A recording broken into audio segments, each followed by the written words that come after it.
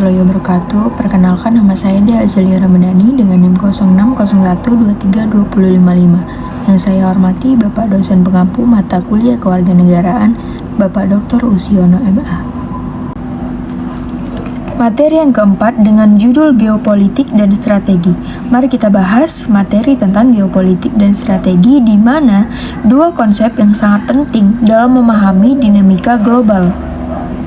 Nah, jadi geopolitik adalah studi tentang pengaruh faktor-faktor geografis terhadap politik internasional dan hubungan antar negara. Sementara itu, geostrategi adalah penerapan prinsip-prinsip geopolitik dalam strategi kebijakan luar negeri dan militer dari suatu negara. Geopolitik mencakup analisis lokasi geografis, sumber daya alam, demografi, dan faktor-faktor fisik lainnya yang mempengaruhi kekuatan dan hubungan politik. Contoh klasik dari geopolitik adalah teori Herland yang dikemukakan oleh Harvard Mackinder. Menurut Mackinder, siapa yang menguasai Herland atau Eurasia akan menguasai dunia. Geopolitik juga memperhatikan faktor-faktor seperti perbatasan negara, jalur perdagangan, dan akses ke lautan.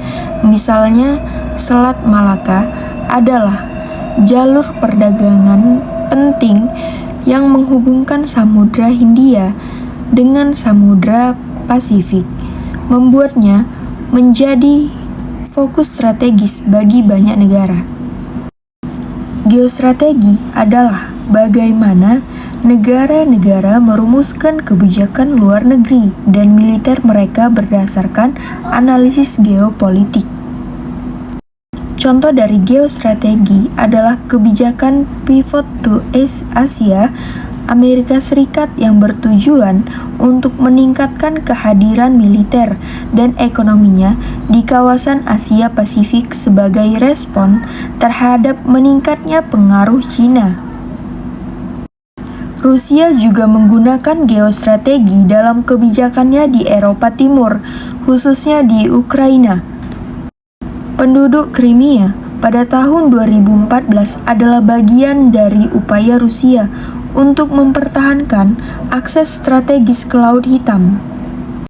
Geopolitik dan geostrategi saling terkait erat.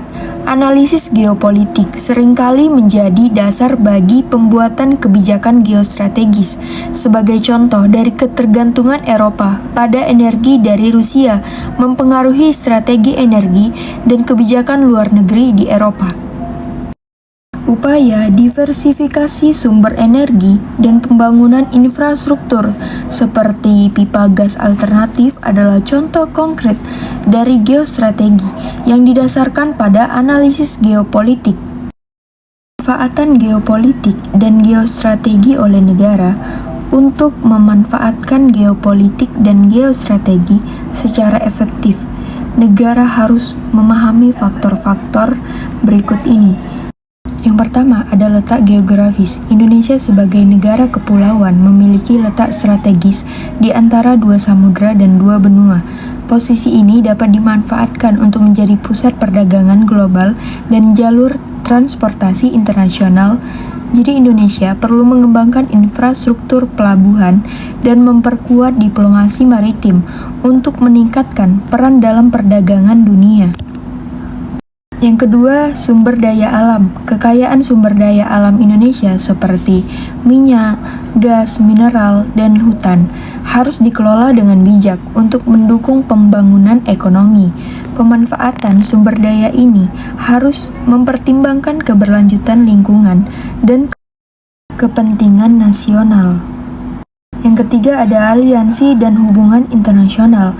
Membangun aliansi dengan negara-negara lain dapat meningkatkan keamanan dan stabilitas nasional. Indonesia dapat memperkuat kerjasama regional melalui ASEAN dan menjalin kemitraan strategis dengan negara-negara besar seperti China dan Amerika Serikat. Kerjasama internasional dapat membantu Indonesia menghadapi tantangan global seperti perubahan iklim dan terorisme. Nah, yang keempat ada pertahanan dan keamanan. memperkuat pertahanan dan keamanan nasional melalui modernisasi angkatan bersenjata dan peningkatan kerjasama militer dengan negara lain. Tantangan, zaman, dan strategi menghadapinya. Pertama, ada perubahan iklim, memanfaatkan posisi strategis untuk berperan aktif dalam upaya mitigasi dan adaptasi perubahan iklim. Tantangan zaman dan strategi menghadapinya. Pertama, ada perubahan iklim, memanfaatkan posisi strategis untuk berperan aktif dalam upaya mitigasi dan adaptasi perubahan iklim melalui kerjasama internasional dan kebijakan nasional yang berkelanjutan.